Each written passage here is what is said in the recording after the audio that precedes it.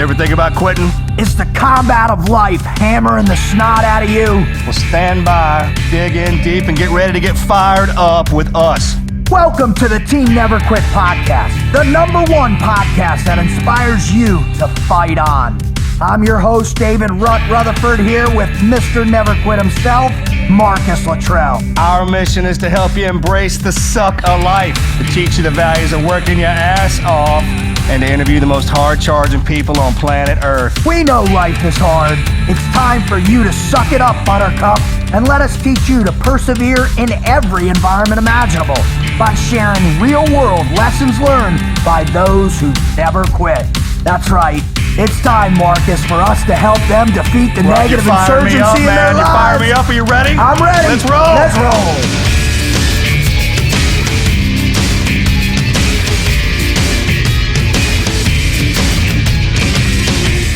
Goggins! Goggins! Goggins! He's here. It's here. You know, when you said the other day, when we say that, when the Goggins, when we got Goggins, and you got to make the your head. It's that party. It's coming into you, and you can feel it like a spirit, right? It's like it infects you. Jerk. It was something. I mean, but that happens. Like, I feel Goggins conjured up in my soul. You hear his name, you feel like, man, whatever I'm doing right now, I hope I'm doing it hard. Because you know you're going to get in trouble if you don't, no matter what it is, when Goggins calls me, like, man, whatever I'm doing, I hope I'm doing it. He literally is going to you're going to get in trouble when he finds out if you're not doing it as hard as you can, right? Because I got a feeling like when you talk to him, he gets on there and he's like, hey, Marcus, man, are you pushing it? You pushing it real hard? Yeah, I mean, and you look at my past, you'd think I'd have no break, nothing. Yeah. Because it's the man, right? It's not yeah, no matter what it is, first thing in the morning, in bed. Marcus, you up? Of course I'm up, man. I've been up. I ain't been to bed. I don't go to sleep. I just lay down. That goes. I'll send him text messages every now and again. Like, I've been up for 5 days. I just took a breath. Stuff like that.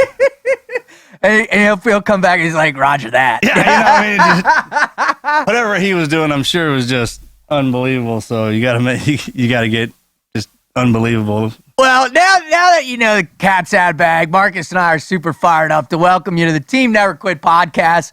And this is the David Goggins Power Hour.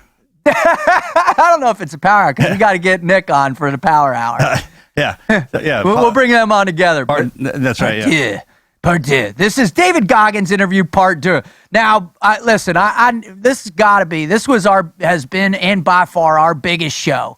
Right, Marcus? Yeah. I mean, we've been getting hammered constantly since we released it this summer. He inspires, man. When's he coming back? He inspires. When's he coming back? When is he going to come back? And how much deeper could David actually go? We had to keep putting off the interview because he was running around the globe probably, and he was just about to make his way back over here, within Comshot.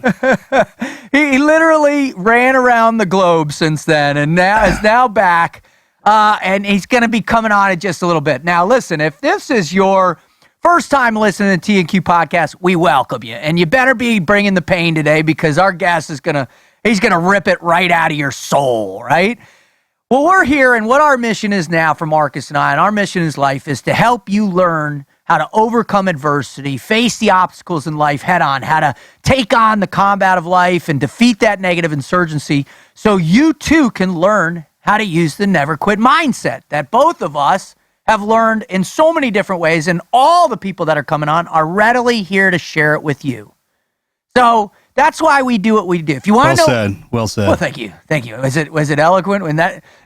No, but it was well said. All right, I appreciate that. That's something.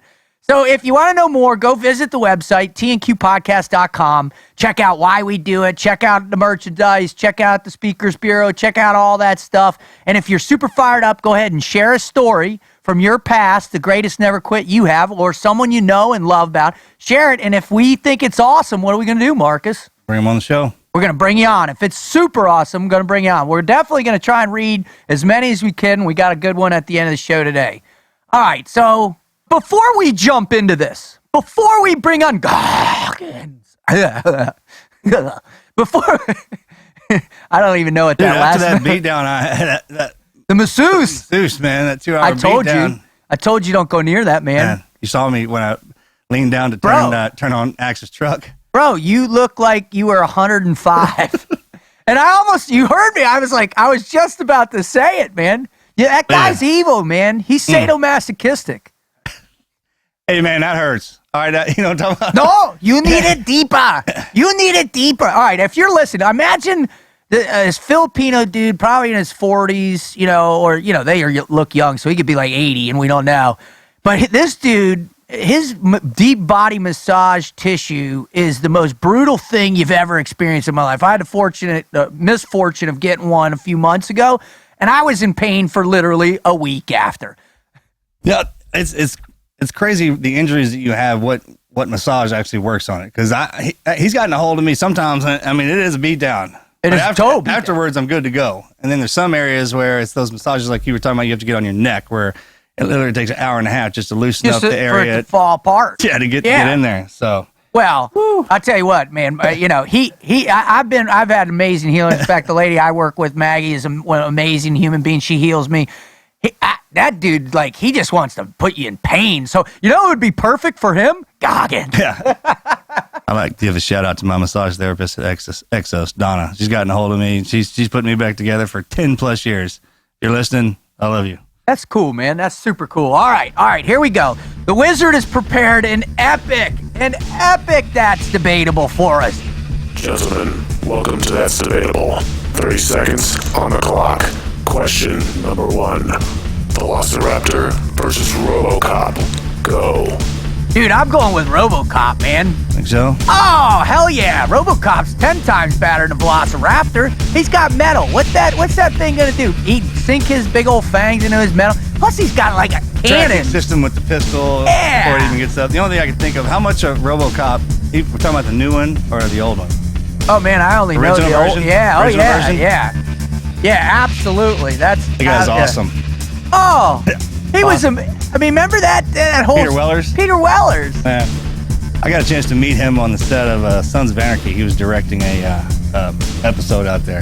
I was looking like, oh god, dude, I became a huge fan when he was in Buckaroo Banzai back in the day, right? All right, so we're going with what, RoboCop, yeah, right? RoboCop, right? All right. Question number 2. Which is a greater waste of time? 24 hours of video games or 24 hours of social media browsing? That's easy, dude. Is it? Oh, hell yeah. I'm saying social media browsing. Think it's a bigger waste of time? To play the game than to play social media.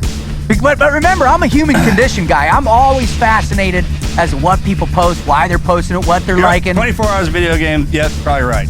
Dude, Let's conquer the game. There's the self-achievement and stuff, because I play video games with Hunter.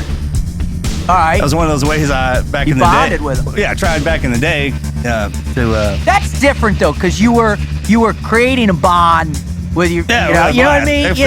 Here's what I look at it. When I contracted, man, I'd go over contracting, and the static guys or whoever it was, dude, I'd walk in and what Warlock would be playing Call of Duty for no shit, 12 straight hours, bro. Or Wizard of Warcraft or whatever that thing is, dude. 12 hours, man. It's crazy.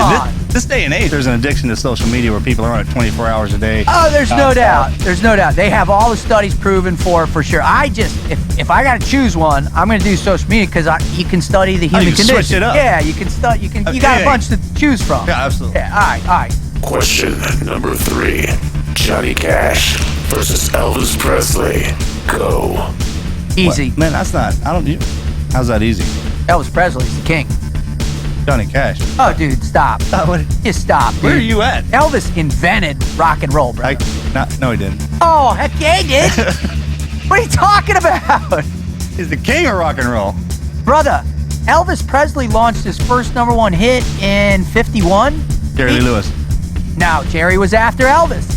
Elvis opened the door for everyone. He was the first one to take the influence of gospel Southern music with blues and a mishmash of some up tempo rhythms, like dance music rhythms, you know, and that was it. Don't get me wrong, I love Johnny Cash. And if you were here right now, I'd throw my arm around him and I'd say Ball and Chain and Ring of Fire could be, you know. I just think that it's tough to. It's two different genres of music, and they were both toured together though. They both were just as instrumental in paving the way for future artists in their genre. No, it's not working. Negative. Yeah. No. And Elvis is the king. That's tough. No. Can you abstain from the debate? No, you can't abstain. That's what the debate is. You got to debate. Johnny Cash, man. Elvis Presley. Question number 4. Dual tomahawks versus broadsword debate. I'm going to have to go with the broadsword, bud. You got the reach. Because you start What flailing. size of the person you're fighting? You start flailing those arms. No way, man. The Vikings ran through everybody with dual those tomahawks? Yeah. Come on, explain it. Not dual tomahawks, but the tomahawk, right? The Apache, Comanche. It's a deadly. Our guys still carry it. And they don't carry a broadsword. Boom, right there. I got a story for you. Ready? So, Wait, can we talk about it on the radio? Yeah, Oh, okay. yeah. Because it's just the first half of it. So when we were getting ready to go out on op, we got our first. It was like first time we got the brief from the JAG. Yeah. And they're like, and it was we're like, this isn't even a year after 9/11. We're in Afghanistan. You guys, all right? We need genetic stuff, right? Hair samples, fingerprints, all this. Retinal scan. Yeah. We were like, are you being serious right now? And he's like, yes, of course. We'll help us build a database, blah, blah, blah, blah. And we're like, Anyways, right before the op the next day, dude, one of the LPOs, the platoon that we were with, comes out and JP, and he turns around, like he's briefing everybody, and he turns around and points to the whiteboard, and he's got one of those Afghan battle axes zip tied to his body armor. Awesome. We were like, yo, dude, what's that for? And he's like, for hair samples. DNA sample. DNA collection. So, I hear Everybody's you. fired up. I might switch. I'm going to the tomahawk. You won that debate, bud. Good job. Question number 5. Would you rather wake up every morning with complete amnesia or relive the same day over and over forever? So it's Groundhog's Day, or Is it complete amnesia of just the day? Yeah, what you did the day before is Do you gone. remember everything Prior to? Yeah, you have all your skills, your memory, your education. You gotta have that. right? Yeah. Okay. Yeah. So. Oh, amnesia, right? Oh, hell yeah. Because, dude. And no, I mean, everybody has amnesia, not just us. No, it's probably just us, which makes it even better. Yeah. I am not reliving the same day, dude. That movie made me want to shoot myself when I watched that thing, dude. It was nuts. But being able to act. Because he wasn't allowed to leave the town either. No, right? nothing. Yeah. He was contained, man. With amnesia every day, you go full tilt. Sure. And then the next day they're like, do you know what you just did yesterday? And you're like, nope. Well, can you imagine if you were the only one that had the amnesia? Dude, that's what I'm saying. Because the stuff you would have. Oh yeah, it'd be bad. I'm gonna roll with. Initial answer, amnesia. Yeah, check. Gentlemen, this is your final question. Which invention is more important? Duct tape versus Velcro. Go. Easy. Not even a second guess in my mind. Velcro. No. What? Yeah, Velcro, bro. No. Think about how much Velcro there is in the world, dude. What is used more? Your drawers, for kids' shoes, for old people's shoes. Hey, you never see some redneck walking around with tape over his boot? Harley Davidson, the Marlboro Man. The whole thing was the duct tape. I know. It wasn't Velcro. The whole thing. You don't see some cowboy jumping up on the back of a 2,000-pound Tough Heaterman would not put Velcro. Tough. We miss you, Tough. Tape on that boot before he put the Velcro on it. Yeah, but that's so limited, though. I'm going Velcro. That's insane. Yes, it might be. All right. Well, that's it. That we actually had some debates going. I love it. That's all I got. What do you got? You got any more? You want to debate on? You want to be debatable? No, but I had a good time doing this. We gotta need to because we very rarely find stuff we disagree on. So I'm gonna start digging too. Okay, all right. I like Normally that. don't do that in a relationship. I'm gonna go find some stuff I don't like about you. Oh, that's tight, man. That's just tight. I always like getting into it. And sure, I think you go dig some stuff up. You try and find stuff that we don't see. And I'll do the same. I'm going to start probing the boss to find out more information. Yeah, like I'm going to start backtracking to the buddies, get some dirt. Totally. And I'll never give you any of their numbers. All right. So listen. I know most of them. That's true. I take that. All right. So you know what? Let's just take a pause real quick and just prepare our audience for what's coming, because the man that's coming on, if you missed the first show, hopefully you're going to go back immediately after this. It's one of the most powerful descriptions of how pain can be transformational in life, how pain can be enlightening, and how the work ethic of discovery can really change the way you perceive the world around you and the influence that you can have. And I think that's what David does for people, don't you? Absolutely. It'd almost be beneficial to go back to listen to the first one so you know where he's coming from. Might scare you just hearing the second one right off the bat. Well, I'm sure. Who knows how deep he's going to go on this one? Oh, I know he's going to dive right in, brother. So without further ado, ladies and gentlemen, boys and girls, let's welcome to the show Mr. David Goggins.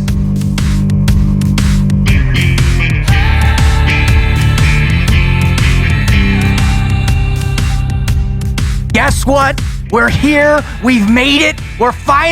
He's on with us. I can see the Skype little dingy doos. They're flipping, they're moving. I know he's there. I heard his voice. How are you feeling about this? Feel good, man. Thanks for having me back on, guys. Appreciate it. Well, David, we can't even tell you, man. You know, Marcus and I were talking earlier. You are the most requested repeat guest, man. We throw little stuff out there and be like, who do you want to hear? Everybody, hands down, well, like 99% were like, Goggins. Yeah.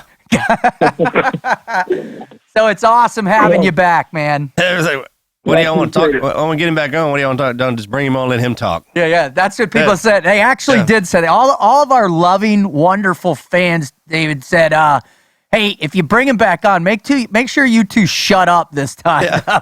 No problem. All right. So you know the drill. We're going to jump right in. We're going to warm up. I know you've already done 600 miles already today. So we're going to try and warm that brain up a little bit more. We're going to keep it going. So you know the deal. We're going to start you out with the Mad Minute. Are you fired up? Are you ready? I'm ready to go. All right. Stand by. Marcus, let him have it. All right, brother. Let's hear one skill you'd like to have that you currently don't. The skill to, I'm not a great knife sharpener. That's the skill I love to have. Yeah, sharpen a knife real good. Hey, you know what? That's huge, right? Because remember how bad if you sucked at that in buds, you were paying the man, right? Dude, I never passed the knife inspection until second phase. I never knife infection either, man. No one did. My knife is always ballistic.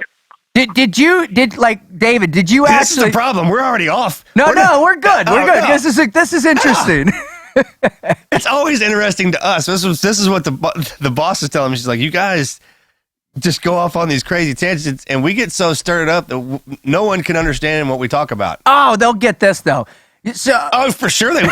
You know what? I stand corrected. I don't know what I'm talking about. All right, Why so would I know listeners, what I'm talking about? I didn't come. Listeners, first phase, you got these knife inspections as part of your room inspection, part of your dive and your swim. I'd just like to go on the record that I said something about my wife telling me that we should, just for the record. It's noted. Okay, all duly right. noted. You got it covered down on me now. I duly noted. So what we would happen, listeners, is we would spend 5-6 hours sharpening these knives, and then the instructors, and mine in particular, Doug Sholin, would walk in for room inspection with a rock in his hand and smash my blade until it broke the rock, and then he'd try and cut the hairs on his forearm, and of course the thing's dull, so I would get a beat down for that. David, did you ever figure out the trick and go down to the mall to the knife sharpener and do your knife there? Did you ever figure that one out? Well, what's funny about that, man, I went through 3 damn buzz classes, and it took me the last buzz class to finally realize that all these assholes are going down to the mall to get the damn knife sharpened up. It took them 15 minutes. I'm in my room for 5 hours trying to sharpen this damn dull-ass knife. Yeah, so I figured it out. I figured it out, right? Right? I never knew that either. I figured out the boot. I figured out how to sign my boots and everything, man. I figured it all out. After three classes, yeah. All right, David, what is the world's best vacation destination? Honestly, it's Hell Week. It's Hell Week. Maybe it's still Hell Week. Who says Hell Week is a vacation? He just said that Hell Week is a vacation destination. There is nothing better than watching another man suffer and then sitting back and knowing that, you're just, you guys are on the same boat. He's no better than you, you're no better than him.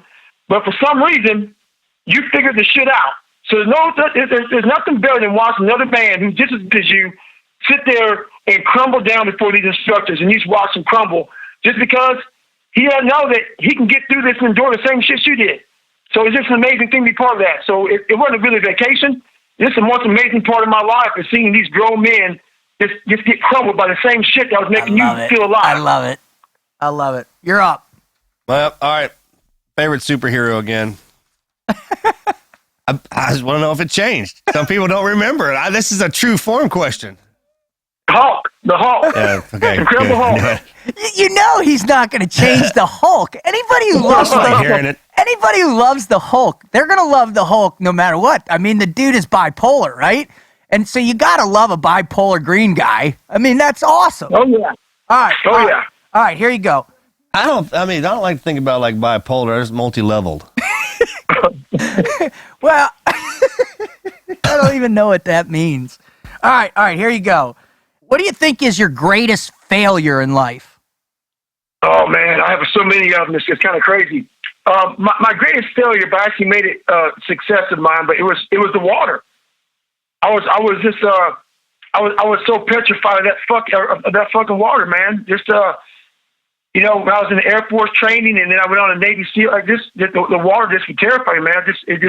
I actually made it, not my failure, but it was just the water just debilitated, man. I don't know if it's a failure of mine, but it's a fear, failure, all that stuff, man. Was it the actual movement through the water because you were a barge like me, or was it like being out in the ocean with everything you can't see around you? What was it specifically in that fear? See, what it was for me, most people don't understand this, but I'm gonna put it out there because I like to keep it real. A lot of African Americans, we sink like a fucking rock. So, They sink like a rock? No shit. Oh my God, I'm a negative buoyant on the bottom of the water or on the bottom of the pool with a full breath of air. I mean, I just sink like a rock. So when you put a rock in the water and say, we're going to swim a lot and we're going to try to drown your ass and shit, it doesn't make you feel real good. And then you go to the second phase, you got to put, twin 80s on your back, fully charged with a 16-pound weight belt on, and they say, okay, let's start treading water. I mean, I'm treading water with a weight belt on, without a weight belt on, because I'm so negative buoyant anyway. So it's just a lot of hurdles to overcome. So, David, that was my worst evolution in buds. The dude who got me was Senior Chief Mulebach, who wanted to drown me. My treading evolution lasted almost 15 minutes, man. It was horrific. Now I'll tell you another caveat. I want to add on to the statement you just made about African Americans and sinking. So when I first got out, stopped contracting and all that, I started Frog Logic, and one of the first things I did is I worked with a foster care home for boys, and I'd say 90% of them were black. And right. The first thing I did with them, day one of the 2-month program, I took them up to the UDT SEAL Museum, and I was going to take them through the museum and then, take them to the beach and hammer a snot at them for like 3 hours. Well, we're in there, and Patches Watson, old legend point man from Vietnam, was the curator, and he took these kids around. Well, about 3/4 of the way into it, one of the kids raises his hand and says, excuse me, sir, but one thing I'm noticing about the pictures, and Patch is like, you're right, they're not that many black guys. And he goes, do you know why? And the kid was like petrified because he had just told how he shot the Vietnamese Medal of Honor winner right in the face and took his gun and stuff. So he goes, you know why? It's because you sink like a rock. And these kids were it was the funny, they were mesmerized by this old broken down frogman, but he did it with such eloquence. And then he finished it. He said, if you can pass buds, Being that negatively buoyant, you are one hard son of a bitch. You know what? It's a true statement. I'm not saying I like to pride myself on trying to be hard, but it's a true statement, man. If you're negative buoyant, some people are neutral buoyant, and you have positive buoyant. If you're neutral buoyant, you sink, but you don't sink like a rock. And it was just hard. Everything was hard. Like I called drown proofing controlled drowning. Because once they tied my fucking ass up, dude, it was on. It was game on. How much water did you drink on average on that one, bud? You know what? It was funny that you say that. I drank so much water on that evolution because I was literally kicking like a flounder on the daggone surface. And I had to stay in that little 4x4 box. And how I learned how to do that was I saw these all these white cats just floating, sitting up there floating around. My black cats up there saying, "What the hell's going on, man? I don't understand it." And so I realized, man, my body, I'm fighting my own body. So I would break in that 15-foot pool, and I would go in there, and I just do evolution by myself at nighttime. I put my hands in my back, and my feet together, and I just practiced doing that daggone dolphin kick to the point, because it was exhausting, because you do that, then you travel being tied up. Yeah. And it was hell, man. It was hell. It was horrible. Wow, that's awesome. All right, what do you got for him? Last question. All right. You could ride the scariest roller coaster on the planet with somebody. Who would it be? You know what? It'd probably be you, Marcus. Get it on. It'd probably be your ass, man. He knows I'm afraid of heights. Oh, you set yourself up for that one. Oh, I love it. It'd probably be you. All right, well, David, that is the mad 10 minutes. We once again, you crushed it out of park. Thank you. You always are a delight because you don't just say the answer and wait for us to say the next one. You give us a little bit more, and that's what obviously our listeners wanted to hear from you. Is they're blown away not only by your story and that story you told of your first 100-miler and what it took to get out of that chair at mile 70. And the what you had to conjure up in becoming Goggins, that I'm telling you what, David, and brother, I love you, man, but that story has affected tens of thousands of people who have downloaded that show over. We got one response from somebody, a woman that had heard the show in a 2-week period, listened to your episode 14 times because it was so impactful in her life. So, we take pride not only in the people that come on, but in particular our friends that come on. And so to bring you back on again is just a real privilege and honor. So I'm going to get right to it, man. If you got another one. Just tell them something and blow their minds, brother. Well, he's got plenty of them. I'm on the road with him. I know. I was like, but you're saying he's coming back home from part duh. Yeah. Well, I have one story that I will tell you. I mean, it's to me, it's even worse than the 100-mile story. But Marcus is very. I mean, we're all familiar with Hell Week and what it does to us, and the kind of mental stresses it puts on us, and the fear that goes into the unknown of you got these guys in these blue shirts who are going to kick the living shit out of you for 130 hours, and you don't know if you're going to make it out, and they're going to test your soul, they're going to test your mind, and if you do quit, what that means by you going home to your mom and dad, your girlfriend, your wife, your friends, and telling them you quit. And we all develop this mentality in our head that we're all physically trained to go be a SEAL. But, we don't understand how much mental it takes. And so for me, when I started out, I had my first Hell Week, and, I went into Hell Week pretty jacked up. My first one, because I lost 100 pounds so fast. I lost that weight to even get to buds.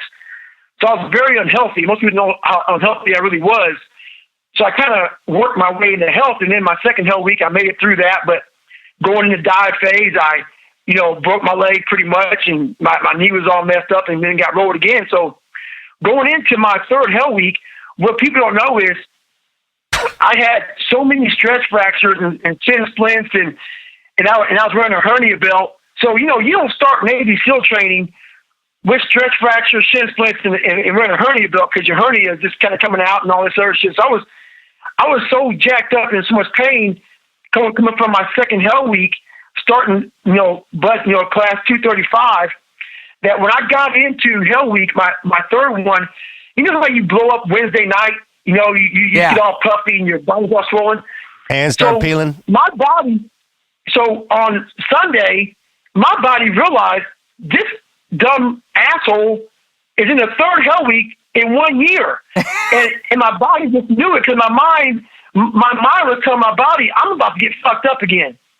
So it immediately swelled up. And I looked like the nutty professor on Monday morning. I had I was huge. So Sunday, if people don't know who are listening, Hell Week starts on Sunday and ends on Friday. It's 130 hours of just getting your ass kicked. So I was debilitated because my stretch fractures, my body went straight into protective mode immediately once I got into Hell Week. And I gained like 15 pounds of just being swollen immediately. So the pain, so I wasn't even able to, but what people don't know is this was my third and last time going through SEAL training.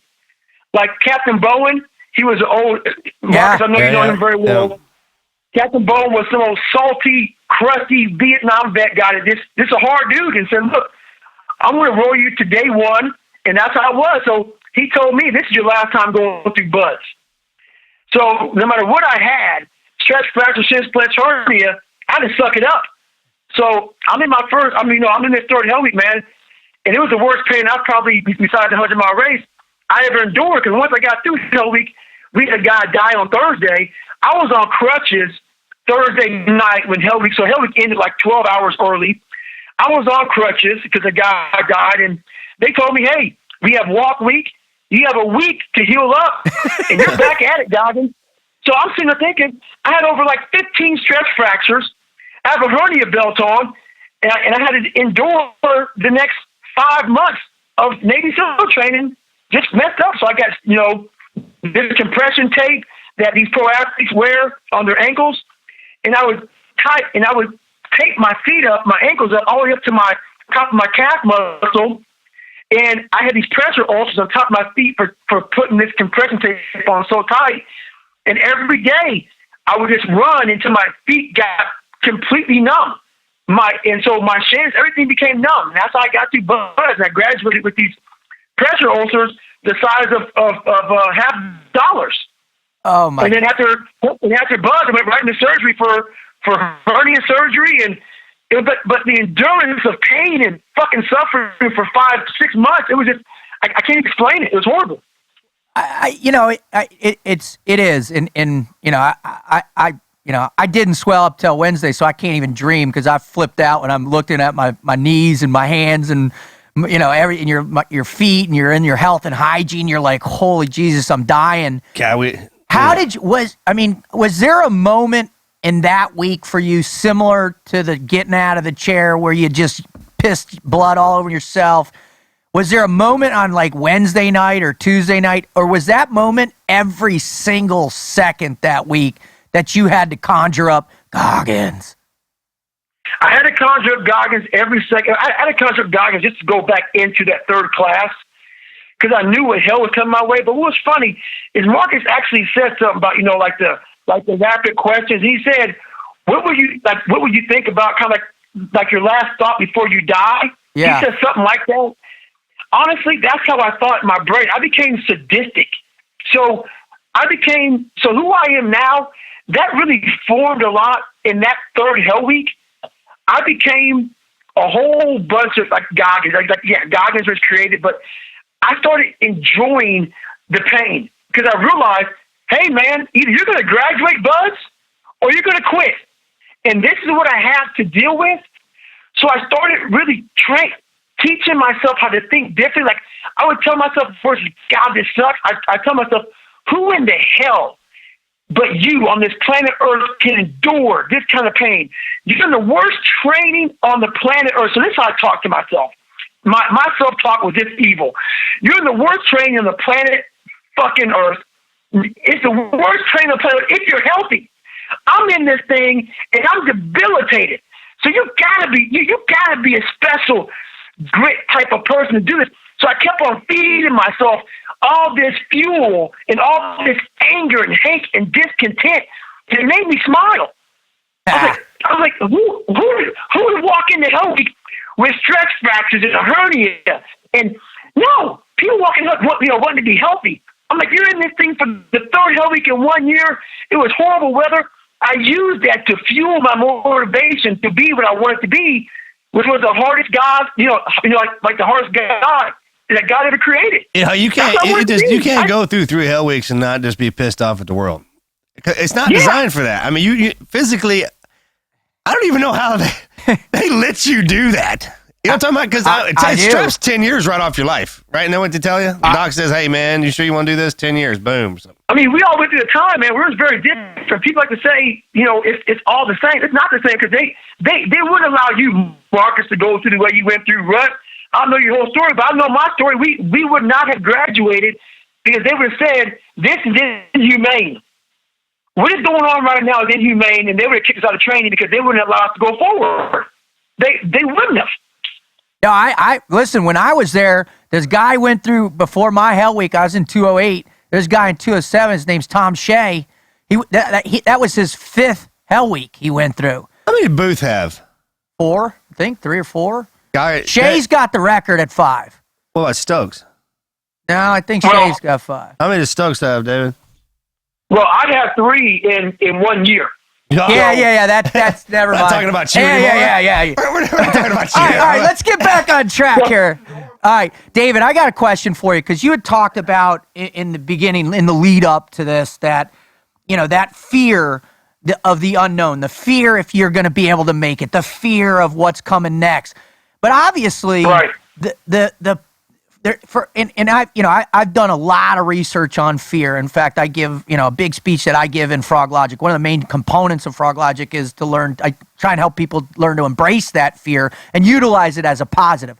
I certainly haven't explored the positive negative that you turn it into, so I'm very interested to understand where that tipping point is for fear, where you start to control the fear by applying more and more pain, and is there an end point where so much pain, the fear, is there a place where you can destroy fear? Well, I believe you can destroy fear, and this is how I believe it. And for those listeners out there listening right now, this may not be for everybody. You're talking to 3 guys right now who had to become warriors and have a warrior mentality. And I always say to people, it may not even make sense to you what I'm about to say. I have to always cover my ass on that because what I'm about to tell you is very sick and sadistic. But to be a warrior, to walk in a room with a weapon, with people who have weapons who are pointed at you in a 10 by 10, 5 by 5 room, you got to be a certain kind of personality, a certain kind of warrior mentality. So that being said, you can't defeat fear by taking other people's souls. And what that means, what got me through Hell Week and what got me through the pain and suffering was the fact, and I say suffering, and I don't mean that loosely, was that I wanted every damn instructor to look at me because they all knew I was jacked up. They all knew I was negative buoyant. They all knew that, I'm some black guy. I was only the 36th black guy to make it through. They all knew this shit. And I don't care if they were racist, not racist. I didn't look at shit like that. What I looked at was I wanted them to know, I wanted them to think about me all the time. Like, what made Goggins Goggins? I wanted the hardest men in the world to question themselves. What drove me was I wanted them to know I didn't want to go through Hell Week being healthy. I'm glad I had stress fractures because I wanted everybody who barely graduated Hell Week having a healthy body to know this son of a bitch did it, being so jacked up. That is so motivating to me to know that I know that when you're in the alpha male community and you're competing at the highest level, it's not basketball, it's not LeBron James, it's not Tiger Woods. The highest level is when they put your ass in 130 hours of I'm going to beat the shit out of you and see what comes out the other end. That right there, like LeBron James getting the Sportsman of the Year by SI, that's hilarious to me. I will show you real athletes when they get tested in their soul by putting your damn ass out there in Hell Week, and you got nothing but your own mind and your own thought process. And that drove me to a spot that made me sick. It made me fucking sick. It's so fucking driven that I don't care what I had. Broken knees, broken back. I wanted people to know I'm competing against. It wasn't about the trident. It's about the men that I was competing with. Amen. I want you to know God has earned his way. You may not like me. A whole bunch of fields don't like me. But I want you to know I'm going to earn my fucking way. I'm going to carry the boat, the number one guy in every evolution, in everything we did, in every Hell Week. And those who went through Hell Week know what the number one spot is. It's the shit spot. David, it's remarkable to hear. You know what a rush that is, though? He's right. It's knowing that the guys on the other side of that door are not afraid of us, right? And if they got guns, I mean, I don't think we've ever talked about this out loud, have we? Not really. But not on the show. But not on the show. But like, hey, they know we're coming, and they're not afraid of us. So it's when you come in the door, and then you can see the fear coming into them because we're not backing down. That's when it's when you're just foaming at the mouth, man, and you go in and it's on, dude. And then when those two opposing forces meet for the first time, and the one realizes he just got dominated, and then our violence of action is so severe that it's a drug, and it's a God. Because with me, my fears are always there from the time when I was getting picked on as a boy and everything, even till now. So I still have that. I can feel it because it feels the same. The only difference is that I am well prepared on how to handle the situation. Huh. You know, the training I had over the years. So this is a question to both of you right now then. All right? So what I'm hearing is to really cross over that performance threshold and to move into a realm, the true warrior mindset where pain and fear and violence and aggression are the real character traits of success. In the long term, how do you keep that in a way that it's manageable? Well, you know, that's a good question, man. And I got to answer like this. How manageable? You have to know there's a spot like for me. You got to know when and when not. Like right now, I'm back down to calm David Goggins. I'm not back. You guys asked me a question that made me have to go to a spot that had to bring out something that is incomprehensible to most people on this planet Earth. So right now, you have to know when, and that comes from being a thinking shooter. So you may have talked to me right then. I got to know when to turn that thing on. And that thing is in a lot of Navy SEALs. Some don't have it. I'm going to tell you right now. Some don't have it. A lot of us do have the ability to go in somewhere, like Marcus was saying, and face the enemy. And then come home and play with our kids. Like we're some Santa Claus type guy. Like I saw Marcus. I'm watching Marcus put on costumes during Halloween. And I know who Marcus Luttrell is. Marcus Luttrell is not the guy that puts on a costume at Halloween, but he is for his kids. So it's just knowing how to be a certain guy at a certain time of your life, and you're a warrior. That's just. I think it's training, right? I'm trained to be a dad now. I'm trained to be a husband. I was trained. Everything is part of that. Public speaker. That's right. I mean, you can learn to be good at anything if you put enough time into it, right? Amen. We talk about it all the time. But one of the things that you guys have both described this as, though, is Marcus, you literally, said the high that you get from it. What happens neurologically? What type of chemicals are dumping?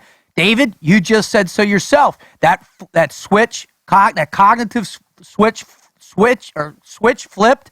Then you allowed that emotional component to combine, and you brought fire onto that line right now. And people are going to feel that when they listen to this. So is it strictly time in and training that gets you to the point where now you can really are you more dangerous now because it's a focused drive, it's a focused pain, it's a focused fear, or is it just because we're older, wisdom and life? I just assume this was every frogman goes into every situation, even if it's changing a diaper, you're going in expecting to take pain, right? It's just beat into it so hard that when you wake up in the morning, we're expecting pain. And if it doesn't show up, then that's great, right? You know what really has caused me to be able to go somewhere very deep, and a lot of folks cannot do it? What it takes is passion. Yes. And Amen. what forms that passion is I remember how hard it was for me just to get into the military. I remember my childhood on how I was going nowhere. I was called this. I was called that. I got called nigger my whole damn life. I remember everything so vividly. I remember how hard it was for me to lose 105 pounds in 60 daggone days. And people may not even believe it. But if you do believe it, just imagine with no trainer, no damn Jenny Craig bullcrap, how hard it was to even get in the door to try to be a SEAL. And the story goes on and on and on. And to even go through 3 hell weeks and everything I do to become a SEAL and Ranger Squad stuff, it builds passion. Most people can't understand how I talk and why I get crazy. What comes out of my brain is I remember what the hell it took for me to get there. Wow. That's what brings the passion out of me. So you can't learn that shit. You got to put yourself in hell, survive hell, and then when you talk about going through hell, this is how it sounds. It sounds like you're crazy, but no, you remember the fucking journey it took to go through it. Well, That's what you remember. That's what comes out. right. We know how far we can be pushed. Well, and how long we were pushed. Yeah, and what it will And take. how we pushed that. and what it takes to get us to a certain point now. Once you go far down that rabbit hole, man, and when you come back out of it, any other situation you get into and it starts to get difficult or you get leaned on, man, you're like, it's going to take more than this. I've been here. Yeah, this is nice. This is comfy. And for David, pretty much everything aside from being 6 feet under is comfy. All right, David, I got to tell you, man, and we're just getting to know each other, but most of the other team guys out there know I get super fired up, but the way you talk and the way you verbalize passion to where you can translate what you're thinking, what you're feeling, your past experience is inspiring, man. And the big challenge, I think, for other people, and you've repeatedly said it over and over in many different ways and in many different, whether you're people following you on the internet, on all social media forums, or at your website, or when people are listening to you as a badass speaker, the one question they go is, all right, how do I feel that passion? How do I even trigger that passion? So right. what like, for instance, let's do a little shift here. One of the amazing things is this incredible success that the book that the guy Jesse who wrote that book with you went and spent 30 days with the guy. Were you ever able to trigger the passion in him through the pain? I wasn't able to get to that point with him.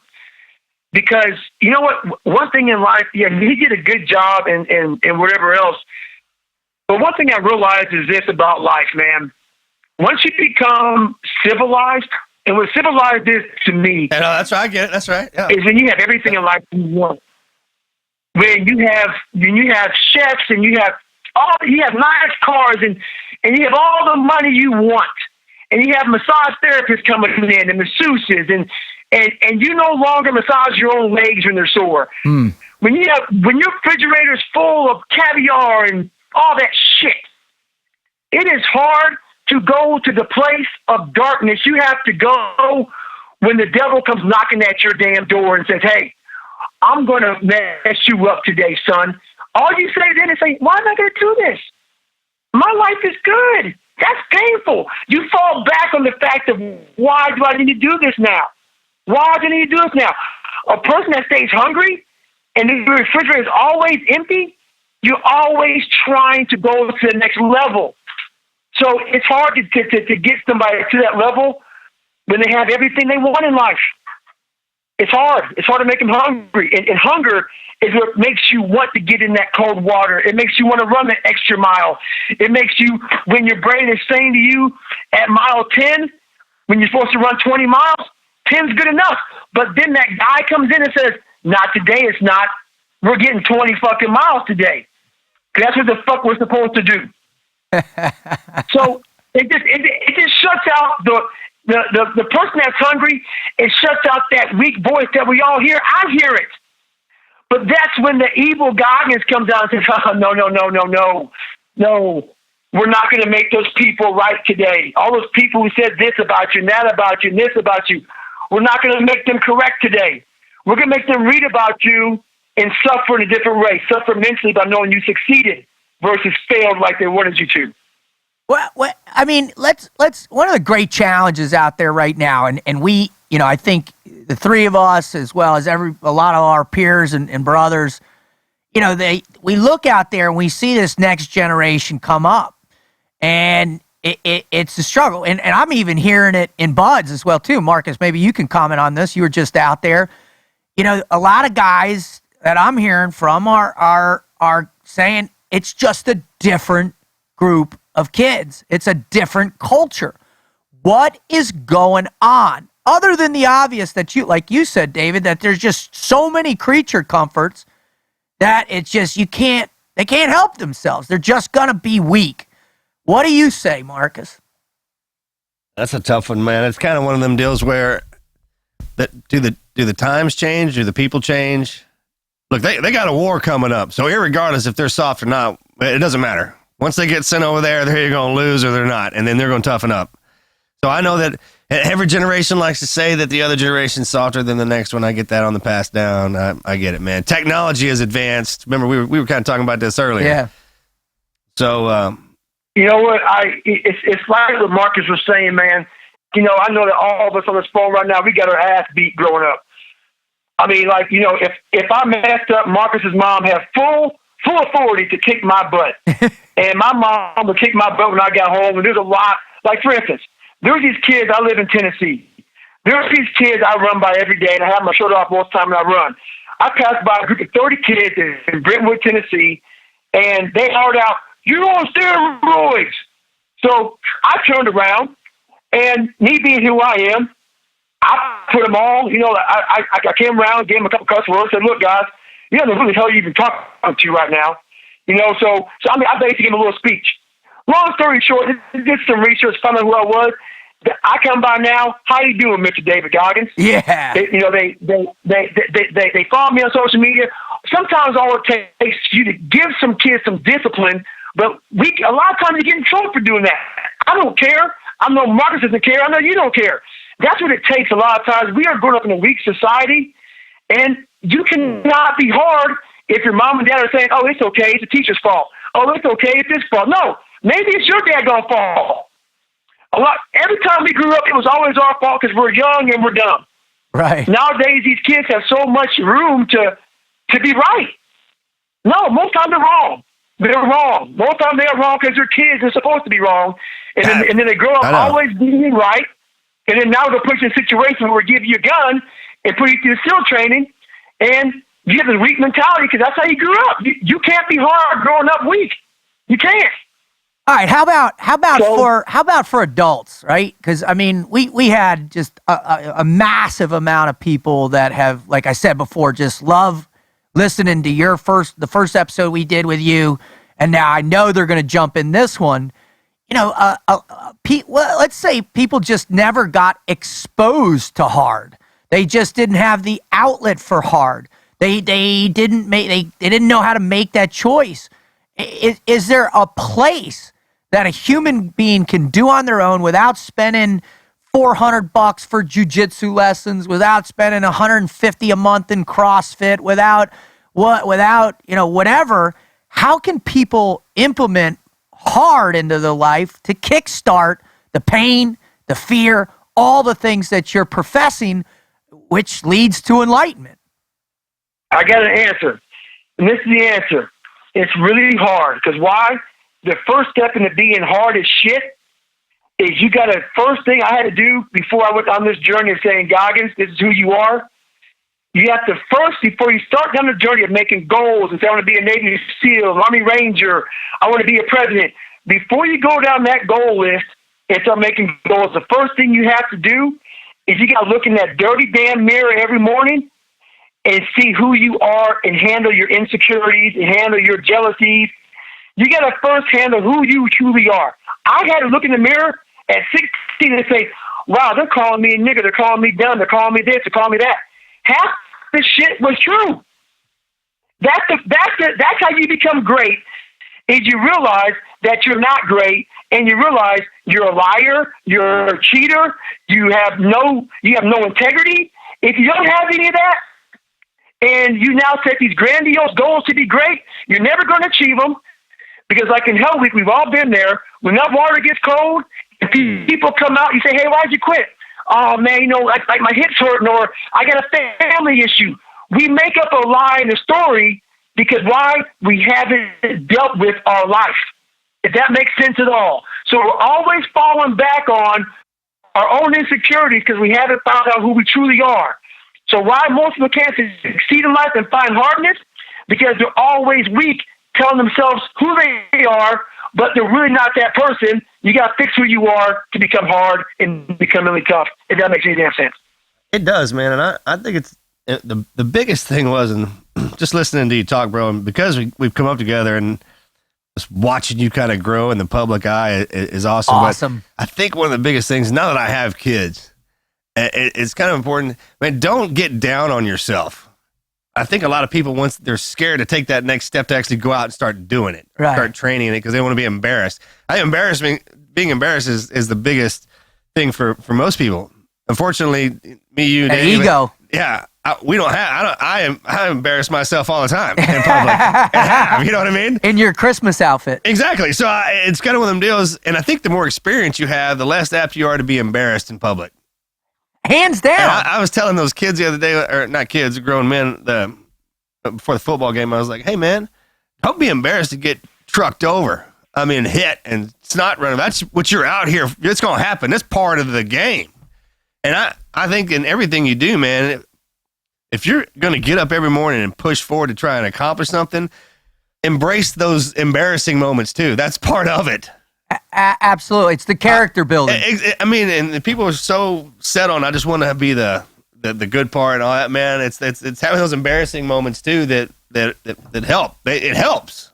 It absolutely does. You that know, make any sense? It made total sense. No, I mean, it's your own ability for introspection. Like David was saying, you can't lie to yourself. Then you're saying, hey, it's all right to fail. And those are those. Yeah, don't lie to yourself, but laugh at yourself. Exactly. I mean, think about all the times where you, and for us, I believe a huge component of it was that we were surrounded by other great men. Or not great men at the time, but young men striving to become great around each other. And that cycle starts over and over every generation. David, I got a quick question for you personally here, as they all have been, and I appreciate your honesty as always. But who do you search for as you're out there on this quest to surround yourself for? Do you search for new teammates? Are there other people that you're coming in contact that can fulfill the quest that you once, the camaraderie that you once had in the teams, the quest? Is there anybody else out there that you come in contact with that you're like, they got a spark in them, they just need a little work? You know what? I found a few people, man, but I haven't found too many here recently. It's you know, I haven't found many people who really have that drive, man. Just that one thing that they really can't. You know, once you become real passionate about something, it's hard to explain to people because they almost think you're crazy or just gone. You know, and I know a lot of people who probably hear me right now think, God, man, that cat is crazy or gone or whatever. No, it's just passion, man. And nowadays, I don't really, I haven't run across many people like that, man, because a lot of people, if it doesn't come easy, they don't want it. Yeah. It's a 6-minute app society. I want it today, you know, and you got to be patient and you got to persevere. So would you say, all right, so obviously people are coming to the show and they are listening to you. You are by far, you know, you look at our numbers on you in particular in our show, the most listened to guest we've had, it's not even close. And so they are interested, they are inspired, I think they are intrigued about this concept of pain and fear and passion. Right. How do those specifics, those concepts translate for, you know, like you said, the many people who, you know, aren't going to go to the extreme. Look, exactly. Here's the thing, man. You don't have to be born in hell to obtain everything that we're talking about. And I don't want any. That's not that huge misconception or people to get scared away that you hear the stuff coming out of his mouth. You got to understand. I mean, yeah, take it back from how we were born, how we were raised, and the direction we want to go. You can do this and apply this in any direction you go from wherever you're born, right? Oh, absolutely. And what I love about Buds, in which from a cultural and sociological perspective, is that we were all from different places. It didn't matter. That's right. Yeah, it didn't matter. Right. And how many times have you guys heard this where, well, who's the guy that's going to make it? It's going to be that jock. It's going to be the gangbanger. It's going to be, the college athlete. And nobody can predict that shit. I was thinking on this the other day. I think it's sense of humor. For you, it was. No, I think that the guys who make it through, man, if you don't have that ability for your sense of humor to develop and go dark and progress down that line, and if you can't think it's funny enough when you're getting your nuts stepped on out there, you quit. You go away. It's that. That's right. Well, I'll never forget, man, my Wednesday night Hell Week. There we are. It was 30-foot, biggest surf in 10 years. We're doing 130 foot. It was 130 foot. Well, hey, we're bringing Laird. You're almost out of 20. At 20, man, you can start to. We're bringing Laird Hamilton on, and I'll prove it. It was an El Nino year. I'll bring out the surf report. Were you a Nino year? Yes. Oh, well, okay. All right. You are telling the truth. Yeah. So we did Surf Passage for like 5 hours as yard sale. We had like 10 people quit during Surf Passage on. I heard it was epic. It was epic, and. So we're going back. We do the little bonfire thing. They drive us all crazy on that. And then someone says something. We get surf tortured in that surf zone and freeze and all that. Well, I remember this one instructor came out, started hammering us, and one of our class officers who went on to become one of the COs over at Damnick screams out, and it was just after Braveheart came out. Screams out, "Freedom!" And so what they do? They beat the snot out of us for another hour straight, right? Like, hammered us, and we all loved it. Of course. So I got a question for you.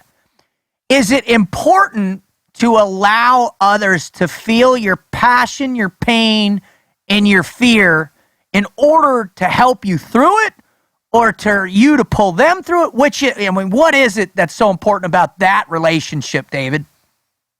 Well, I think everything you said is very important because I went through all my Hell Weeks. It was I was always the boat crew leader. I was always in charge of I had Chris Collin in my boat crew and a lot of good guys really in my boat crew and I found out to be a good leader that you have to let them know that you are scared. Trust me, man. Like Marcus was saying, man, I did not come from jack crap, which is why I get so mad and passionate to people when they talk about. Well, you were just, no, I wasn't jack. I had no dad. I got beat the hell up by my dad. My mom wasn't around. We had no money. We had nothing. So you have to, I realize how to motivate people. You got to tell them how scared you are of different things. Like you are afraid and how you are overcoming these things and use fear as a motivator. Use humor as a motivator. Use anger as a motivator. So all those things you said are very important on this journey of trying to find yourself and find out just what's important. I love how now it is a journey, David, and I got to tell you, man, I lead a blessed life, and for being on speaking and doing what I do as a coach for 10 years, man, out of the teams now. I've met some amazing human beings, but you are definitely at the top of that heap. Is in the journey in the space you're on, and we touched a little bit about this last interview, but as you move forward what are the next goals, the next true hurdles that are out in front of you so that, these ideas, these concepts that you speak with such vigor with, how are they going to continue to grow? How are they going to continue to flourish? And how are you going to utilize them to maximize your thresholds in your 40s, your 50s, 60s, 70s, 80s, or you'll probably live to like 190. So how are you going to do that? Well, basically, what I was blessed with was I wasn't blessed with a lot of talent, and I'm glad. What I was blessed with the ability to endure, and I have developed that, and that's what I want to teach people. So moving forward, my journey I was blessed to go through hell. And see how I talked and I said that most people had the woe is me. My life was hard. I was blessed to go through hell. And what I want to do is I want to share my message with people that all you need is a fucking breath of air to be great. You don't need great parents. You don't need a great IQ. You don't need anything. All you need is a breath of air. As long as you are breathing, that's all you need. So for your survival kit to be great, all I'm giving you is all you need is a breath of air. And I want people to know that. And how my story relates to a black kid, a white kid, a fat kid, a dumb kid, a kid who got beat up, a kid who got bullied, a kid who has a single home, a kid whose stepfather got murdered. It relates to almost everybody. I had tons of health issues I had to overcome and come back from. I'm telling people, you can't give me one damn single excuse why you're not great. Because why? I can give you the same damn excuses, but I found something in me, and I found greatness in me. So I think now my journey is about trying to prove to people that, look, everything you're saying is a bunch of crap. You're giving yourself a bunch of excuses on why you're not great. I'm going to try to give you excuses on why you can be great and what it takes. So that's my thing now. I'm trying to set up a company of just trying to go around and spread the word that, hey, it doesn't take nothing but a breath of air. That's it. That's all it takes. And you can be great off of that. A breath of air. A lot of people, exactly. A breath of air. Right? Don't confuse wanting to be great and then being great while you're trying to get there. You should confuse those two, right? You can't.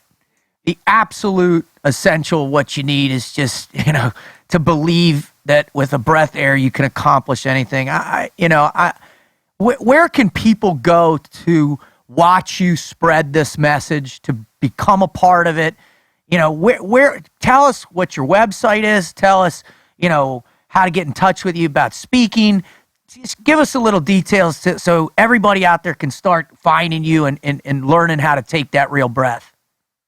Well, I'm on social media right now. I'm on Twitter. I'm on Instagram. I'm on Facebook. And all my stuff is just davidgoggins.com pretty much. And I have a website coming up, davidgoggins.com, and on that, you can just look and you can see how to book me for speaking, and you can follow me on social media, just davidgoggins.com, or just David Goggins. I don't know .com. Just David Goggins. At it's David. on Facebook, Yeah. Twitter. Because there's only one. I just got on this social media crap like a month ago, and I'm still trying to figure it out. I don't know about .com or nothing else. Just David Goggins, Twitter, Instagram, and Facebook. Well, I tell you what, you're blowing it up. I love following you. I love seeing your messages, man. And I just got to tell you, what an incredible privilege, again, and an honor for you to come back on. I can't wait for number 3. I'll just bring him on like the Goggins hour for the holiday, The Goggins hour. The Goggins hour during a holiday session. Thank you so much, brother. We love you. Yeah. God bless you, man. All right, take it easy, man. Bye.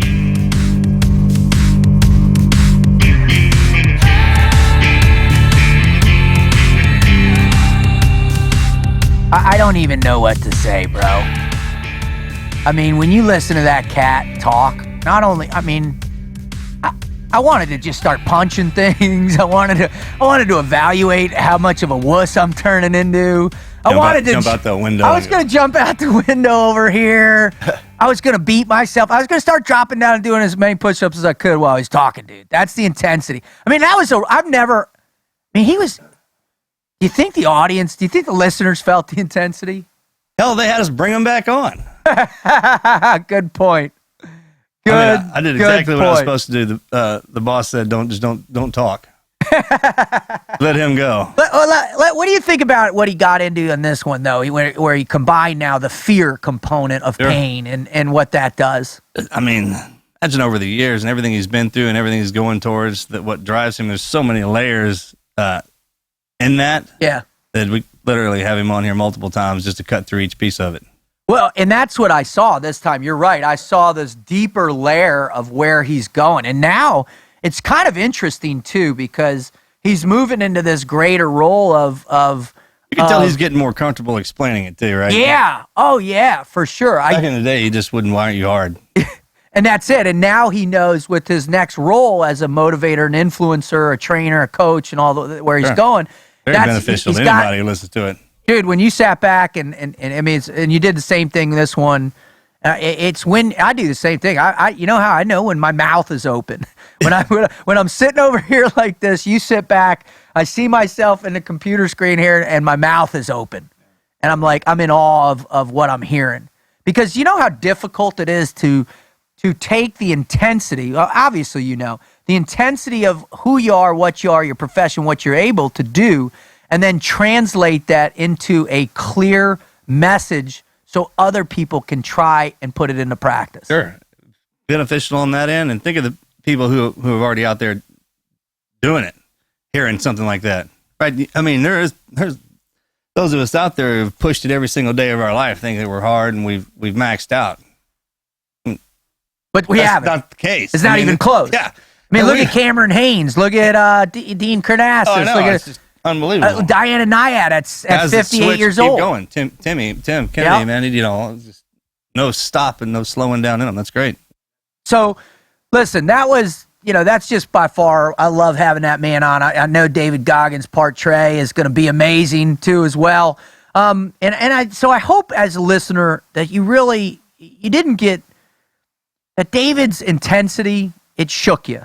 That's what I really am praying, that you got shaken today, that you felt bad, that you are looking at your life and you're putting yourself in check, because that's what you need to do. Because once you do that and you gain some truth, your perspective on where you want to go, what purpose you want to have, you have to recognize the only way you get it is with a high degree of sacrifice and pain and dealing with your fear. That's the only way you're going to get there. All right. Before we wrap the show, what we want to do, and we typically do, is I want to read a post, a submission, a never quit submission from our website. And just listen to this one, because this one's a good one. All right. This is from Greg Lucas. My name is Greg Lucas Jr., and I'm a peace officer in Texas. I've been one for over 16 years now. I'm married to the love of my life and have 3 beautiful kids. In 2006, I had a major heart attack at the age of 31 and had a stent put in. Things went okay until 2013 when I had another heart attack at the gym with my son. It was minor. My medications were adjusted and I got on with it. We moved to the Hill Country in late 2013, and at my new agency, I was promoted to investigator in August of 2014. My oldest son and I had been working out together regularly, and after a while, I just couldn't breathe and had zero energy. A visit to the cardiologist on Thursday in September revealed by the following Tuesday that I had to have bypass surgery. I ended up having a quadruple bypass and was at home within a week. I couldn't do a lot of things. I went back to work after 5 weeks and was back in the gym in 7 weeks. Started off slow and built myself back up. In March of 2016, I took my family to New Orleans for vacation. The second day we were there, I had a fatal heart attack. I don't remember a thing, but apparently I collapsed face down on Bourbon Street, right in front of my wife and kids.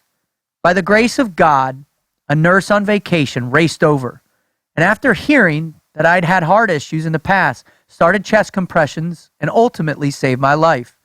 I had no heartbeat or respiration for around 6 minutes. New Orleans EMS jumpstart me, and after all was said and done, I now have 6 stents and a defibrillator pacemaker. While I was recovering from the bypass surgery in 2014, my wife bought me a DVD, Lone Survivor, to watch. I watched it and found that I saw a hero and inspiration in all the guys that were on that mission. For me, the man who spoke most to me is Matt Axelson, a man who, when facing death, thinks of his wife, the love of his life, as well as his brothers and the fight that has to be fought.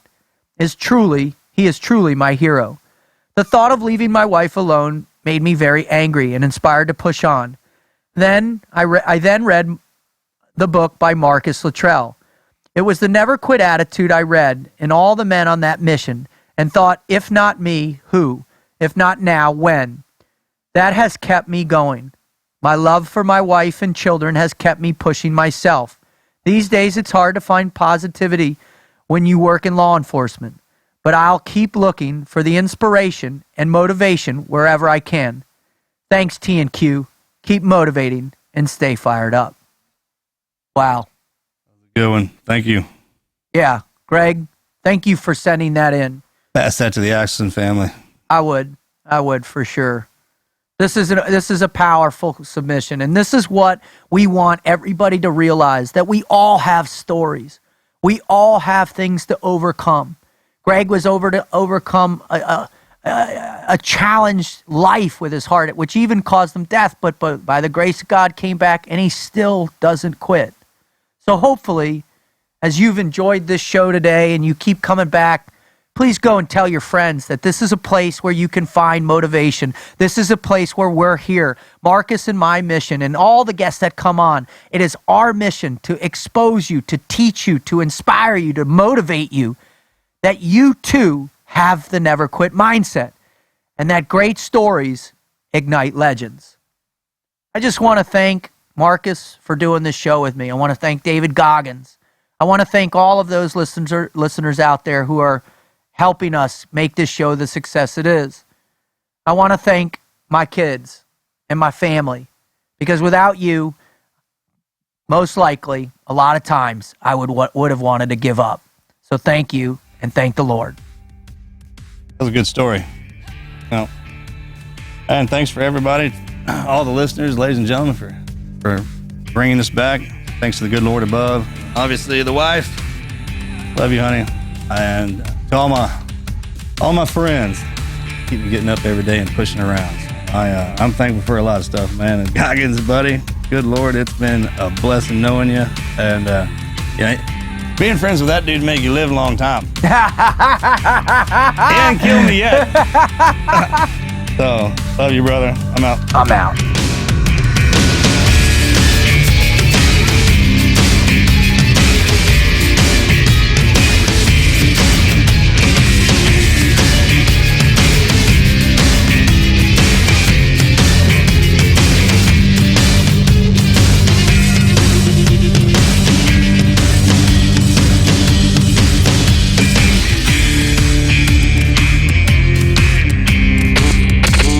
Never quit. Team Never Quit. Team Never Quit Radio.